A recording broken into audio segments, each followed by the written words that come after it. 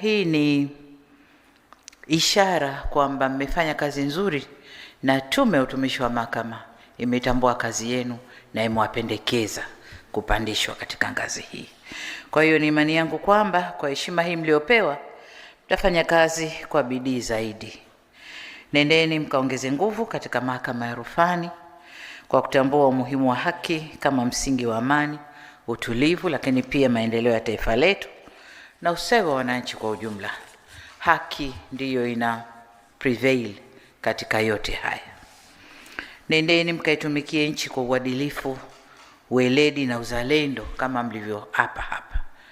Mmeapa mtafanya kazi bila upendeleo, huba, chuki.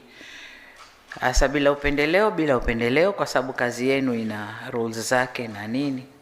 Kuna haka kahuba na kachuki sijui. Hicho ndo mnataka mkajitizame vizuri ndani yenu katika kutoa maamuzi ya hukumu zenu. Na niseme kwamba dhamana hii sio ya cheo tu. Ni wajibu wa kulinda haki za Watanzania.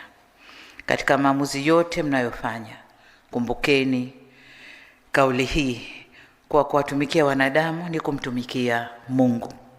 Na nimeshawaambia mara kadhaa kwamba kwa hapa duniani ukiacha Mungu anayesimamia haki za wote, wengine ambao Mungu amewateua kusimamia haki za wenzenu ni nyinyi majaji katika ngazi zenu tofauti.